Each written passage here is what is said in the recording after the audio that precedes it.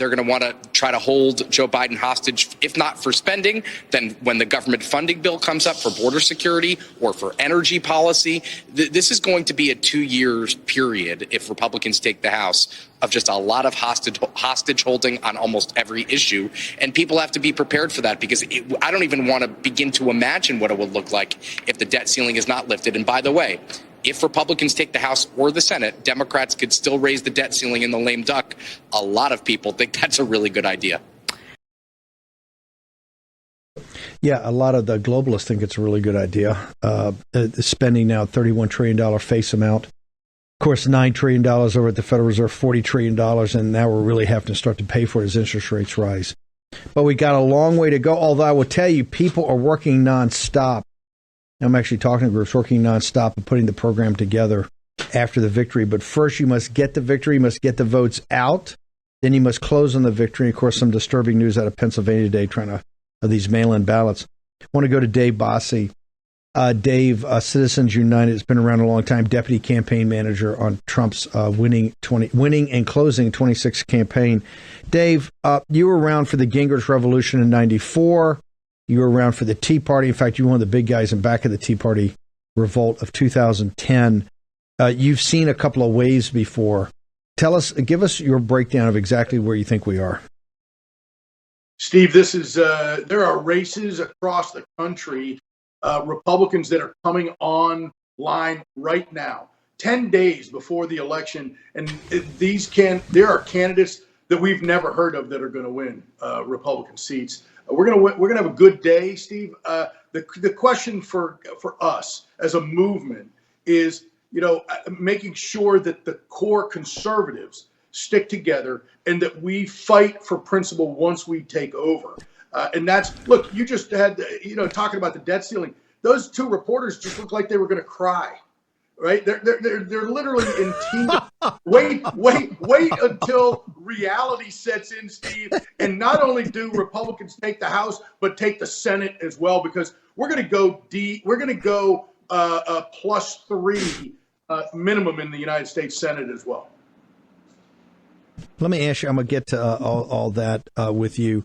Let me ask you, when you, because you've been here for the debt ceiling fights before, what they're trying to do in the last gas measure, because today on Morning Joe, they're talking about how, crime is actually a big issue and the Democrats are actually pro law and order. You had Al Sharpton on.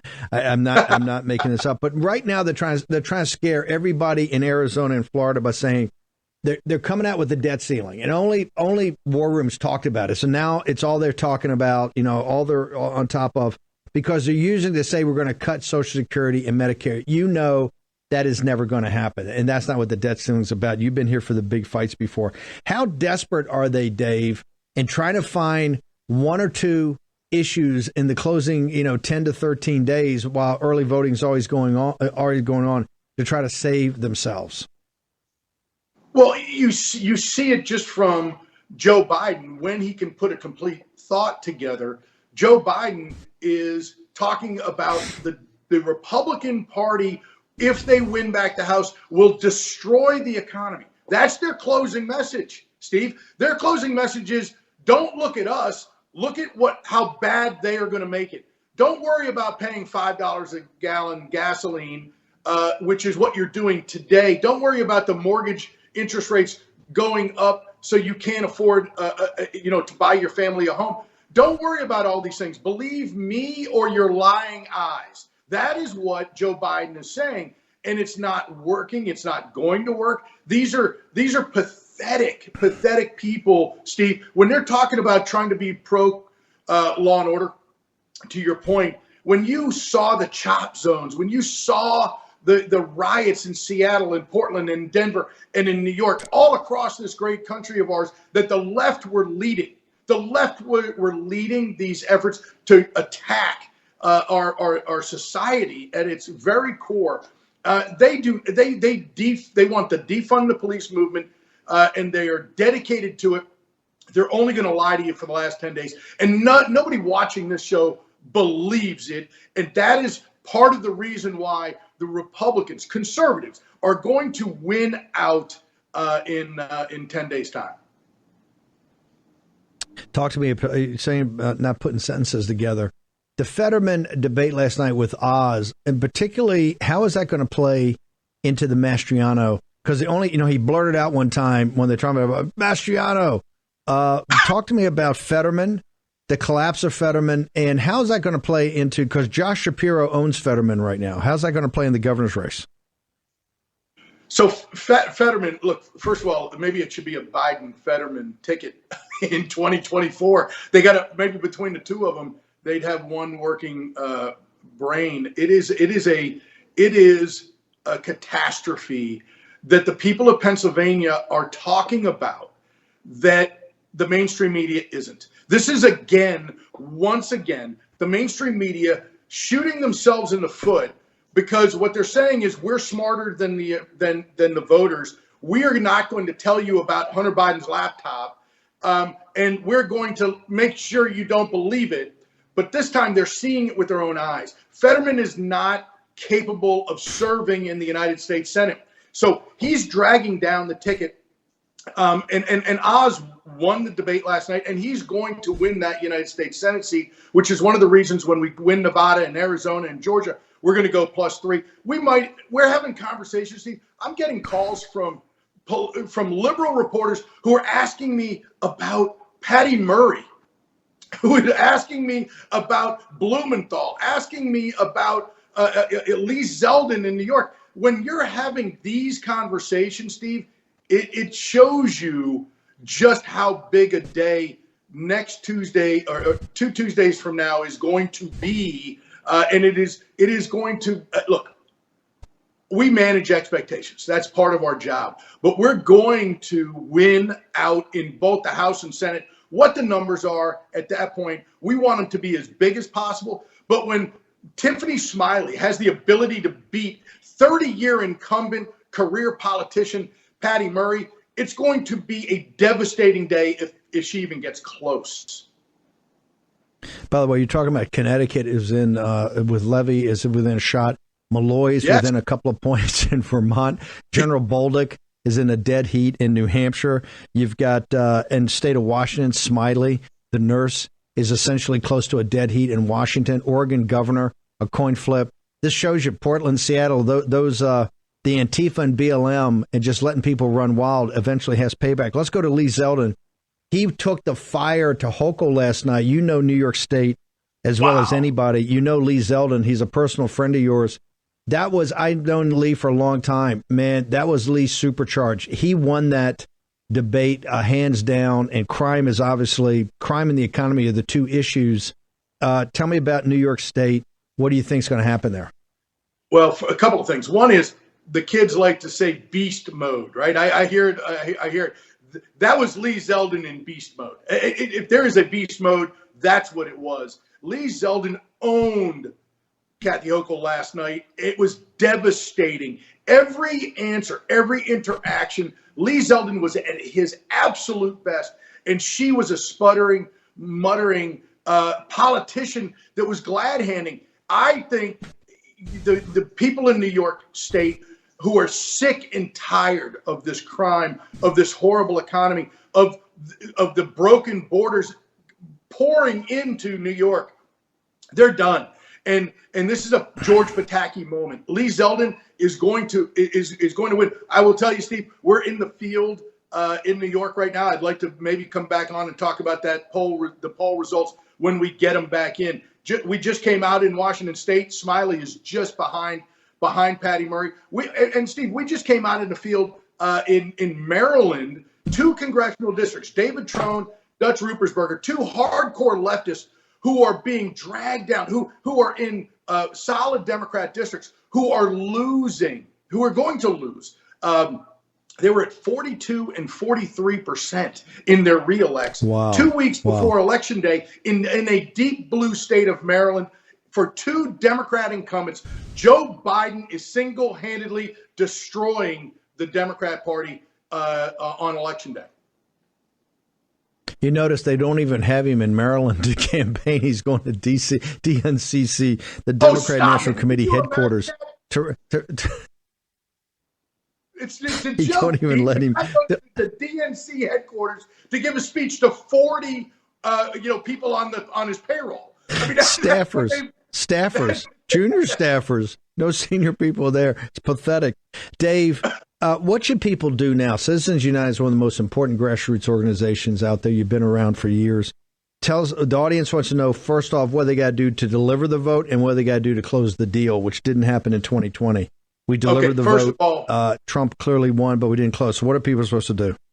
First of all, Steve, you've been a leader on this. Every single person listening to this show must not just vote. They have to go and participate. When you are in the room as an election observer, as a judge, as a poll worker, if you are in the room, they have a harder time cheating. We want every vote to count. That's who we are. We want that. We just don't want them to be able to cheat. And that's who they are. So if you're listening to this show, go and vote, but go volunteer. Go be an active participant in our democracy and stop the left from being able to pull anything over on us, on Election Day, November 8th. So we have to do that. Citizens United, we're active all over the place. So go to citizensunited.org and check it out. Okay, right now I got Dave Bossie as we speak, 13 days away. We're going to get you back when you come out of the field in New York. 13 days out. You're 53-47 right now in the Senate. Give me your House pick. How many seats will it pick up? Plus what? Today, maybe we'll change this when I come back in, maybe on Monday. Yeah. But today I'm right at a net plus 30 to 32 seats in the House. Yeah, which is higher than Real Clear. Yeah. Elise Stefanik had 35 last week. We got Boris at 50. You're at 32, 30 to 32. Real Clear Politics, the spread, I think now is 12 or 13 to 47. Right. But that's pretty good. You're right there. You're right there, right with Elise Stefanik.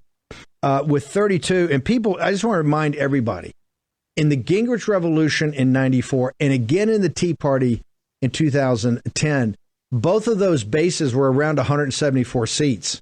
They were massive historic pickups, so they were off a base of 174 seats. We are at 12 seats today.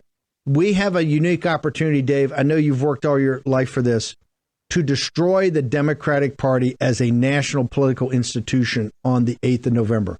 From the school boards all the way up to the House and Senate, it'll never come again. We've got it right there in front of us.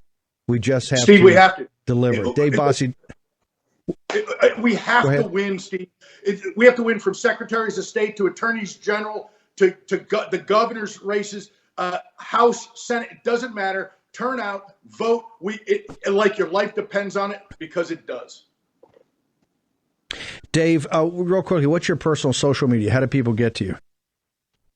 On Twitter, unfortunately, still have it. David_Bossie, and same on Getter, and then at David Bossie on Truth Social.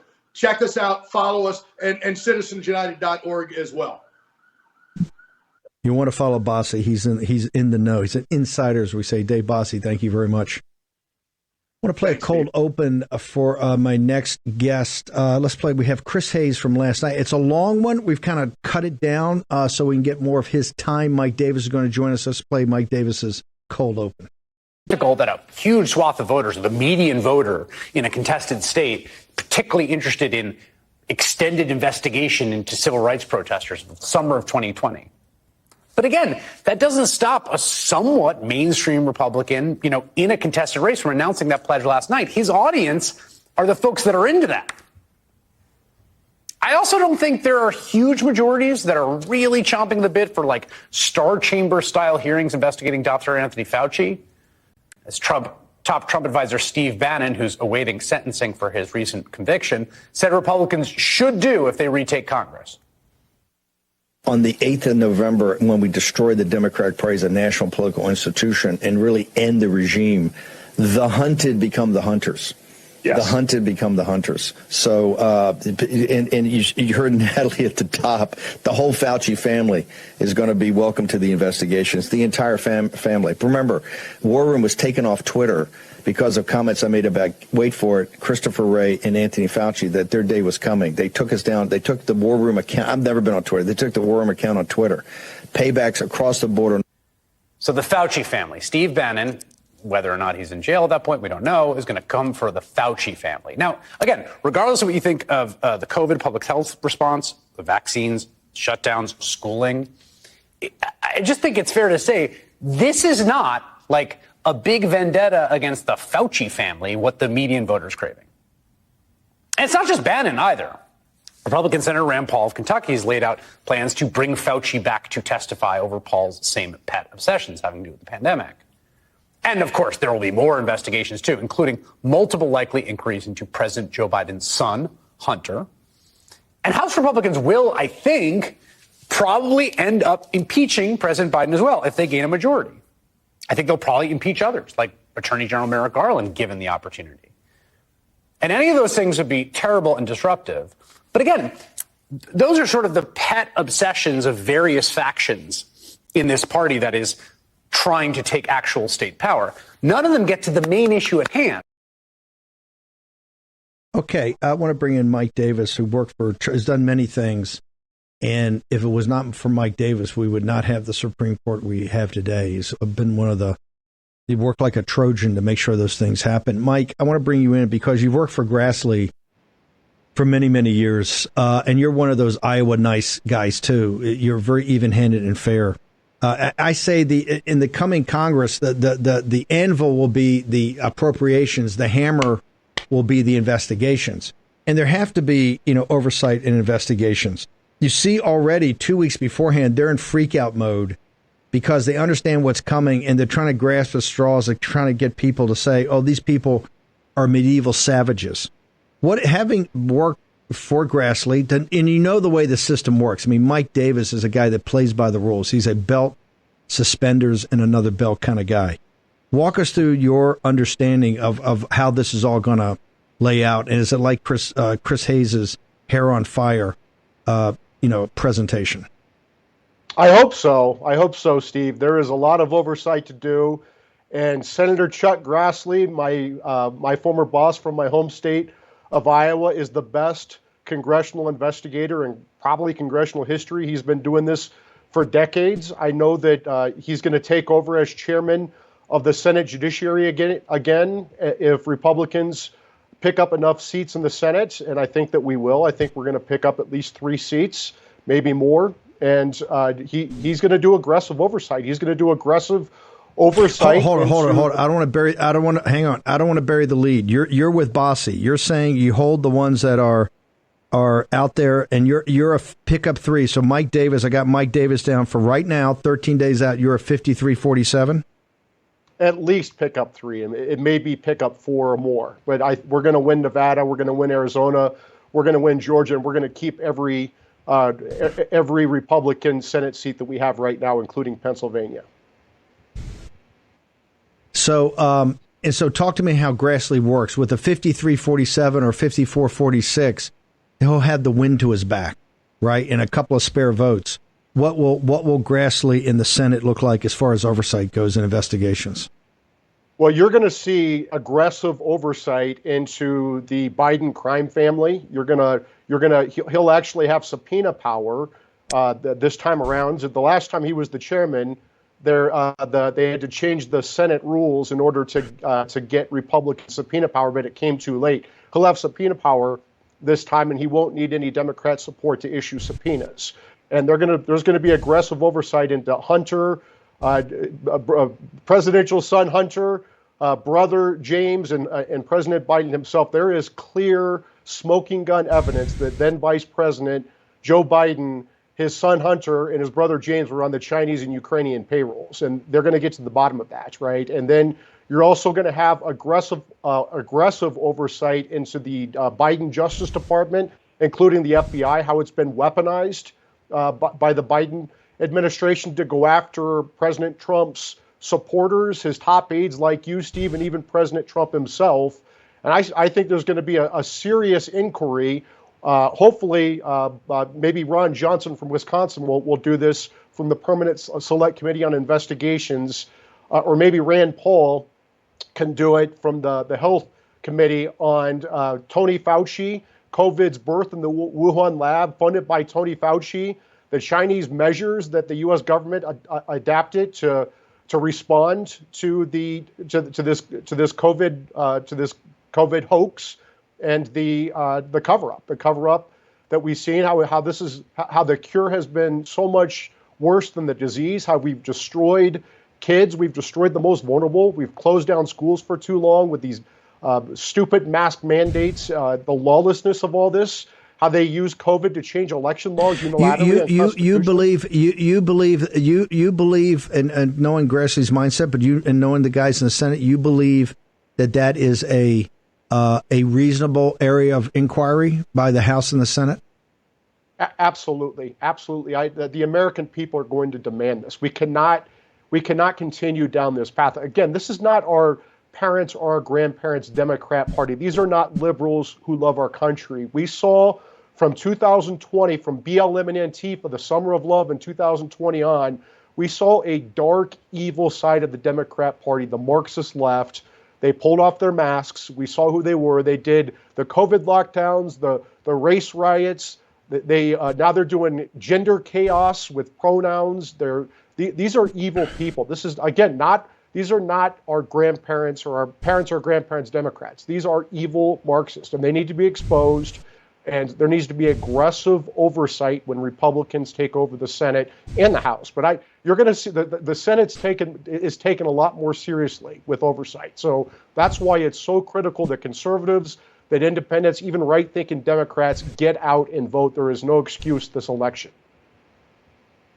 Okay, Axios had today, you have both the investigations that will go into the administrative state, but you also had today the lead story to Axios is how all of the big corporations, the global corporations, are all lawyering up. They're hiring every lawyer in town because they've seen enough of war room to know that this is a different Republican Party. This is a populist, nationalist Republican Party, and they see what the corporations did to everyone with the big tech, the debanking, all of it. You've also got all these issues with tech, that the convergence of the big tech aspects and the corporations lawyering up. And it's not about retribution. But what do you think? Because the pressure from the corporation and the tech to get a pass is going to be enormous. How do you see, because you're at the tip of the spear of this, how do you see that working out? Now that the corporations have tipped their hand, Axios reported, they're all lawyering up because they understand that the investigations are just not going to be about what's going on in the administrative state, but what's going on in corporate America. Yeah, so as Trump, populists, conservatives, Republicans, we don't like concentrated power, whether that concentrated power is with government or that concentrated power is in corporations. Because what we see with the left is they've taken over every institution in America. They've taken over federal government, state governments, public schools, higher education, corporations, big tech, even the military. They're taking over every institution, and when they get in there, they do their ESG crap, in environmental, social, and corporate governance, where they demand their climate change nonsense, and they want to go in there and do diversity, equity, and inclusion, and they want to demand that the corporate executives have to fill quotas based upon race and sex. It's the left has taken over these corporations, and the problem is when you have these noisy shareholders, these corporations, they're not woke, they're not liberal, these executives aren't. They're just trying to silence these noisy, loud shareholders, and they don't hear any pushback on the right. Well, what they're going to start to hear is pushback on the right through congressional investigations, and it needs to happen. It's long overdue. The Republican Party needs to stop giving corporate America a pass. They're not our friends anymore. How does that lead into also you're the lead warrior on really taking on big tech and the big tech oligarchs? A lot of people in the Republican Party talking about it, but you've got a plan that's much more aggressive, that's supported by the Gateses, the MTGs, the War Room, all of that. We got a couple of minutes. Walk us through how that dovetails into taking on big tech.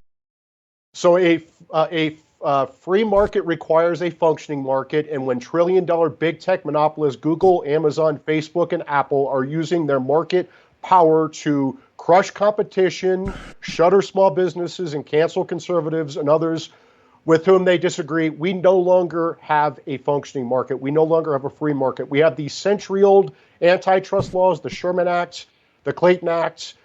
These are law enforcement. They're not regulation. They are the opposite of regulation. Facebook's calling for regulations because they can afford it, and they're entry barriers to competitors. We want to target these cancerous tumors on the free market. Target Google, Amazon, Facebook, and Apple. We need to break them up. And at the Internet Accountability Project, which is the sister organization to the Article 3 project, we are taking on big tech. And you can go on there. We have a special site for the War Room Posse. It's diap.org/War Room. And you can look at the 6 bills that we're pushing right now: non-discrimination, journalism bill, merger, filing fee. They're all there. They're all listed. They're summarized, and they tell you how to call 202-224-3121 and tell both your home state senators and your U.S. House rep to support this legislation. It's time for D.C. Republicans to have the divorce with big tech. Stop taking their money. Stop doing their bidding. Mike, what's your social media? How do people follow you? Sure, it's article3project.org, article number 3project.org, at article3project, at article number 3project on Getter, Twitter, Truth, and MRDDMIA. Thank you, Steve, for all you do. If we do our job on the morning, early in the morning of the 9th of November, just 14 days away, dawn will break over Washington, D.C., and corporate America and big tech oligarchs will have to deal with Mike Davis on a daily basis. Mike, thank you very much. Short break. Back with Melody Jennings, Matthew Tyrmand next.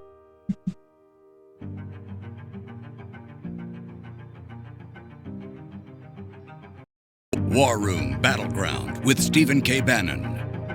Come on, how good are we? Okay, welcome back. Melody Jennings is with us, joins us by phone. Melody, clean elections. A lot of people had heard of you, but a whole bunch of people had not. But I think almost the whole country's heard about you now. It is nonstop on MSNBC, just carpet bombing. So tell us what's going on. I mean, you guys are law-abiding citizens. You can't get nicer than the folks there. Give us an update. I know you've been in court today, or your organization has. Tell us what's going on about people just trying to watch the box and make sure that we're not in another 2,000 mules situation. Absolutely, Steve. Yeah, I just get out there, watch some boxes. You know, if you've got boxes in your state, you know, it is a legal and lawful action to First Amendment right. Get out there and group up together, have a good time at the box, have a tailgate party. You know, we've got pizza, just, you know, people ordering pizza and hot dogs and sodas and, you know, having potlucks and so forth, carrying on at the boxes, just being neighborly, being friendly. It sounds like a tailgate at the box. You're tailgating at the box. But why are people so upset about Arizona?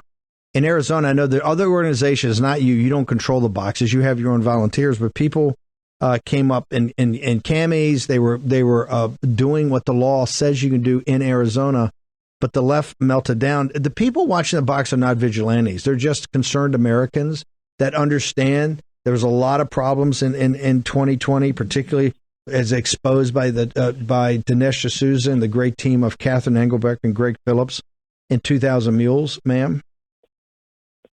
Yeah, and, you know, because of the nature of the situation, you know, these allegations that have been made against us in this litigation are false. You know, all the activities supported by Clean Elections USA are lawful and designed to support lawful elections. You know, we look forward to defending what they brought against us. It's a very partisan effort to undermine election monitoring. I mean, that's something that we have a right to do. So, you know, we're happy. Melody, everybody's been coming to me saying, how can they get involved? I want to make sure you give right now your website, how they contact you, how they follow you on social media.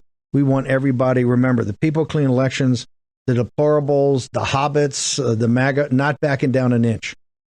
Every legal, certifiable chain of custody vote has to count. Okay, has to count. Whether it's for a libertarian, a Democrat, a socialist, a Republican, it doesn't matter. They have to count. But any other votes don't count. And that's what these volunteers are doing. And they're not going to back down. If the mainstream media thinks you're intimidating these people, you are mistaken. So, Melody, how do people go to your site and find out more about your organization?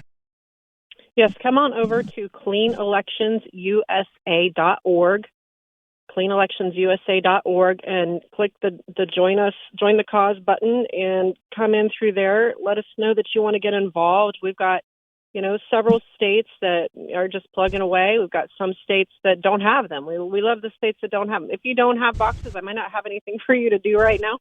But if you've got boxes in your state, let us know that you want to be a part of the group that's out here saving our elections with the rest of these beautiful American initiatives that are going on. We'd love to have you, and we're happy. We're happy about it, and we are actually protecting people's votes, which is really exciting, Steve. It's very patriotic. Melody, thank you very much. Honored to have you on here, ma'am. Thank you, sir. Okay, you knew they were going to be in the middle of it. Watch the box. Make sure you go there and volunteer today. Do I have do I have Tyrmand? Do I have Tyrmand? Not yet. Oh, so I have Paulo Figuereido.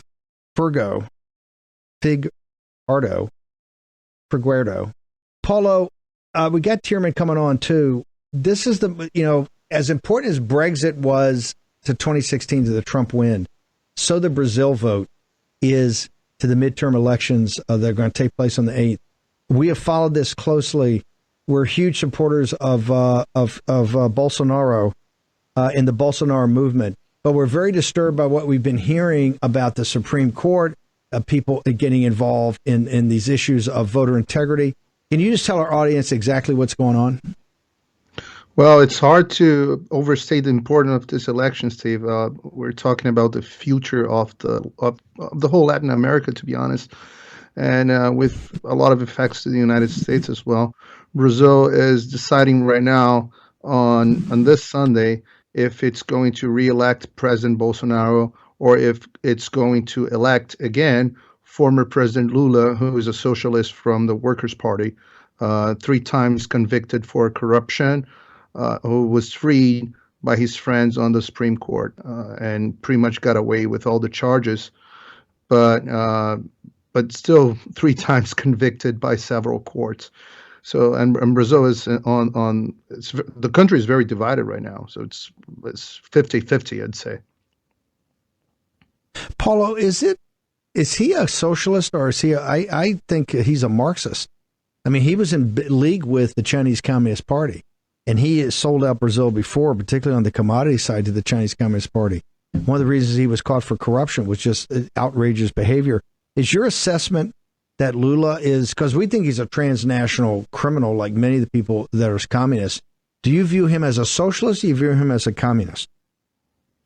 Well, it's the line is not always very clear, Steve. We can say that he during his term and during his party's administration, what happens is that Brazil got really close to China. Brazil always had the United States as its number one partner throughout the whole history of the country. And in the mid-2000s, with the rise of commodities and the China boom, China became the number one partner of Brazil. So Brazil became very close to China. A lot of partnerships were signed, but also Lula had a vital role in financing other socialist countries in Latin America. So he gave a bunch of money to Castro, was still Castro family in Cuba with the More Doctors program. He financed the construction of the Muriel port in Cuba as well, gave a bunch of money to Venezuela, the subway system in Caracas, and money to Bolivia and money to Ecuador. A lot of money came from Brazil to these countries, and including countries in Africa, and money that's very hard to track because Brazil still has some solid institutions that pretty much track the money. So it has some accountability against corruption. But once the money is sent abroad, we'll have no way to track it. So Lula helped finance all these countries with Brazilian taxpayers' money. Paulo, hang on for 1 second. I'm going to come right back. I got Matthew Tyrmand, who's about to jump on a train. I want to get Matthew. Matthew, I got a lot of questions on the domestic political scene. We'll get to those on Thursday or Friday. but I've got to ask you, Bolsonaro by the polling was down 16, 18 points. He almost won in the in the first round. This looks like a dead heat. I've seen conflicting polling. As we stand on the 4 or 5 days away from this historic vote, where does this stand? What is going to happen this Sunday? How close is this? A dead heat? I actually think that Bolsonaro is way up. The polls are reflecting a dead heat, but keep in mind that the polls reflected a month or so ago Lula, running away with it. And we saw that not only was it very, very close in the first round, that Bolsonaro in the first, say, third or so of the tabulation was well up. And it wasn't until that Lula got consistently 55% of every other ballot drop all the way through the second two-thirds that they were able to reverse that and send this to a runoff. I think Bolsonaro is way up. The question is, will it be a unmolested tabulation or will it be molested? And we're going to have to wait and see. There's a lot of overdone behavior going on by the Supreme Court and the Supreme Electoral Tribunal. One of the things they're doing is they're penalizing Bolsonaro because there's a state-run media allocation of campaign ads, and it's supposed to be 1-to-1 in the runoff, and now it's 2-to-1 in Lula. They're penalizing the Bolsonaro camp and saying, you have spread fake news, so we're rescinding some of your media time on all the mainstream media outlets. So that they're trying to put the fix in every which way they can. But that being said, Bolsonaro's popularity is surging, and especially after watching what happened with Roberto Jefferson, I assume that Paulo discussed that. There was a standoff between a politician who was critical of one of the Supreme Court communists, literally a communist, and there was a standoff. The Supreme Electoral Court came to arrest him, and gunshots were fired. And the whole country's up in arms about this. They see that this court is overreaching, and it's acting like a Stasi police force, a Soviet force, and I think that's going to help Bolsonaro. They were overplaying their hand. The one thing is that I know something's going on when it's not Breitbart or Gateway Pundit saying this or War Room, but the New York Times has actually written some pretty hard pieces there that specifically call out the Supreme Court. When you have the New York Times saying they're overdoing it, how bad is that, sir? Oh, it's overwhelming. Jack Nikas, the Brasilia correspondent for the New York Times, who's down there and well-versed and understands the dynamics on the ground, he's put forward a couple dispatches that show the overreach of the court, the overreach of the press. The last piece last weekend about Moraes single-handedly, unilaterally, by fiat, appointing himself the sole arbiter of social media censorship, that anybody he wants gets taken down under threat of shutting down the entire social media platforms. We've seen this with Getter. Roberto Jefferson's daughter was taken down. She's never even posted anything. She created an account in April that said, hey, follow me on Getter, and that account was forced down. And at night, on Saturday night, you have 2 hours to comply, or they will come in and force off your servers and kick you out of the country. This is, Soviet style, and people are apoplectic. And the Wall Street Journal, Mary Anastasia O'Grady, who's been one of the great axes, great coverage factors of all of Latin America, Venezuela, Chile, Colombia, she wrote a piece as well saying how gross this overreach is.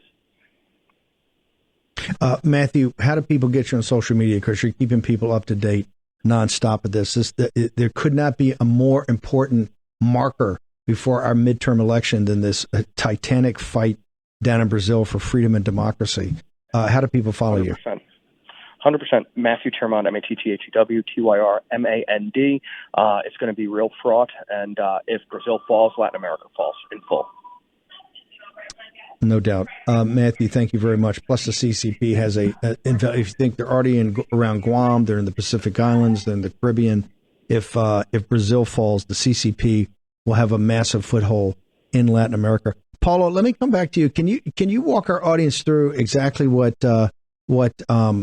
Matthew was just talking about this incident that actually led to gunfire? Because I want to use it as an example of kind of the overreach of the judicial branch down there in the Supreme Court. Because I don't think our audience kind of looks at this in American terms. They don't understand that you have a much more activist judiciary in Brazil. Oh, yeah. Well, and things are happening so fast today. The biggest scandal is not even that, is that this happened on Sunday, and we thought this was going to dominate the news cycle for a while. But now, yesterday, this is ongoing. This is still being developed, the story under development, that the Bolsonaro's campaign found out that the Supreme Electoral Court was actually favoring Lula's campaign with more ads than they were supposed to have, because in Brazil, differently from the U.S., all the campaign ads are paid by the public, by the taxpayers. So we finance the campaigns, and on the runoff is supposed to go 50-50, 50% Bolsonaro, 50% Lula. But Bolsonaro's campaign audited the spots that were being aired, and they found out that Lula's campaign had only on the last 2 weeks almost 200,000 more spots on radios that they were supposed to, more than Bolsonaro had. And this is a big scandal. Today, the Supreme Electoral Court fired the employee who was in charge of that, and this is dominating the news cycle. And this is just today. So on Sunday, what Matthew was talking about is that a former congressman and leader of one party in Brazil, supporter of Bolsonaro, not a close supporter, but supporter of Bolsonaro, a conservative guy, he was he said some very hard things about one of the Supreme Court justices, a lady. He called her some words that I can't say here on air, not appropriate. And because of that, Demorais, the justice, the president of the Superior Electoral Court, issued an arrest warrant against him. He was already on house arrest because he said bad things against the court, which was totally illegal, but he did it anyway. And now he was on house arrest. So Moraes sent federal agents to his house to take him to to jail, to prison. And so this guy I'm talking about a 70-year-old man. He responded with an AR-15 and shot back the police officers, which I'm not sure were police officers, because they were following rules that were illegal. So I'm not sure the police is still the police if they're not following the rule of law. But anyways, he shot back. He threw 3 grenades, not frag grenades, but like light grenades, smoke grenades, against the federal police officers. He ended up being arrested, but this dominated the news cycle for a long time. We thought that this would have a big impact on the polls, but it didn't. So right now, the polls that overstated Lula by 3 points and understated Bolsonaro by 10 points are showing Lula ahead around 7 points. Other polls that were more precise are showing ties. And I have access to the internal polls, and they are also showing a tie with Bolsonaro a little bit ahead. But everything is still very, very open. The country is very divided. And I'd say I've never seen, I've been covering elections for a long time in Brazil and in the U.S., and I've never seen anything like this. This is the country is very divided. People are nervous. It's hard. Tell me what the division is. Is it between nationalist and populist versus globalist, or what is this? They say it's very evenly tied. Matthew, who's got pretty good sense, thinks Bolsonaro may be up. There's obviously tremendous international interest in this from the party of Davos, from all the elite media. I mean, Brazil is something they're maniacally focused on. What is, we got a couple of minutes left, just for our audience, what is that divide? Is part of it the fact that they hate the fact that a big portion of Bolsonaro's support, President Bolsonaro's support, is made up of evangelical Christians, sir? Yeah, Bolsonaro is very much like Donald Trump. He's a nationalist, he's a populist, he has support of most of the Christians in the country, the evangelicals. So Bolsonaro is very much like Trump. So Lula, on the other hand, Lula was thrown under the bus by the establishment until 2016, 2018. And then they noticed that Lula was the only candidate that could defeat Bolsonaro in an election. So that's when the Supreme Court invalidated all of his trials, and the media pretty much rebranded him as a candidate that was honest, and just the whole establishment decided to forget everything he has done. So it was pretty much I've never seen a propaganda machine so powerful, uniting all the artists, all the academia, universities, of course, the mainstream media and the financial sector. Everyone went and started siding with Lula. Remember, most of these agents were criticizing Lula a few years before, but they completely shifted their positions just because Lula was the only one that could possibly defeat Bolsonaro. So it became very clear that to the establishment, the number one goal was to get rid of Bolsonaro no matter what. And they could dialogue, they could have a good relationship with Lula. So everyone, the whole establishment now is united and with Lula. And Bolsonaro has the people, has the blue collar workers, the country people, the people from the agricultural sector. Everyone is siding with Bolsonaro, the regular people, the workers, the regular worker, and the establishment is supporting Lula. So that's the way the country is divided right now. How do people follow you on social media? How do they get more to more of your writings? You're a journalist, have followed this for a long time. I want people to get access to you. We're going to be doing wall-to-wall coverage of this through the weekend into this historic vote on Sunday. So how can people follow you, sir? I'm on most social media, Twitter, Instagram, Getter, YouTube.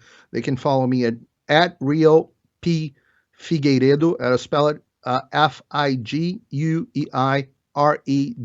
Rio P Figueiredo. It's my last name. It's hard to pronounce, I know. Yeah, tell me about it. No, listen, you are one of the great heroes and great patriots down there. We're really honored to have you here in the war room. Look forward to having you back. Thank you, Paulo. Thank you, Stephen. This contest on Sunday is the equivalent of Brexit in June of 2016, as Brexit was to the Trump victory in November, so that this is going to be the predicate for a sweeping landslide on November 8th. It both has to be delivered. But I gotta tell you, Brazil, one of the greatest countries in the world, some of the greatest people, is on knife's edge.